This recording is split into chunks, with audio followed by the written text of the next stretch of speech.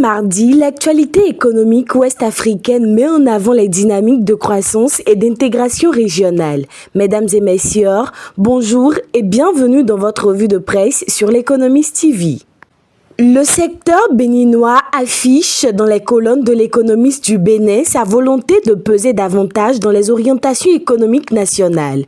Le 6 février 2026, la rentrée économique du secteur privé béninois, organisée par les chambres consulaires et les organisations patronales, a réuni acteurs économiques et pouvoirs publics autour d'une mobilisation collective.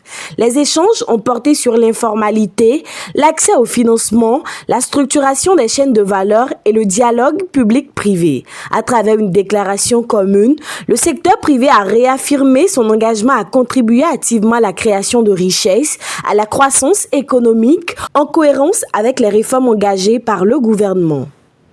À la une du quotidien béninois, la BIDC renforce son dispositif de gouvernance. La Banque d'investissement et de développement de la CEDEAO a nommé Baba Malik Ba au poste de directeur général basé à Abidjan avec la supervision de 6 pays ouest-africains à compter du 1er février 2026. Professionnel de la finance, il est chargé de soutenir les opérations régionales et de renforcer les partenariats en faveur du développement économique durable dans l'espace CEDEAO. Renforcer l'écosystème pour mieux soutenir les entrepreneurs, le Bénin mise sur les structures d'accompagnement selon l'Économiste du Bénin. Sélectionnées parmi 62 candidatures, 15 organisations d'appui à l'entrepreneuriat ont bénéficié d'un financement global de 1,49 million de dollars et d'un accompagnement technique de 14 mois. Porté par CME City et l'APDME, avec l'appui de la Banque mondiale et des institutions publiques, cette initiative vise à améliorer la qualité de l'accompagnement des PME et à soutenir durablement l'entrepreneuriat au Bénin.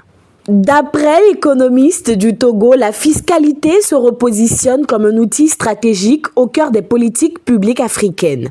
Du 9 au 13 février 2026, Lomé accueille un atelier régional sur la fiscalité sensible au climat, initié par la Fondation pour le renforcement des capacités en Afrique, en partenariat avec le Forum des administrations fiscales de l'Afrique de l'Ouest. À travers les projets Cadastre et Beta, les cadres des ministères des Finances et des administrations fiscales de 8 pays africains explorent les instruments de la fiscalité verte afin de soutenir la mobilisation des ressources intérieures, la transition écologique et la résilience économique des États.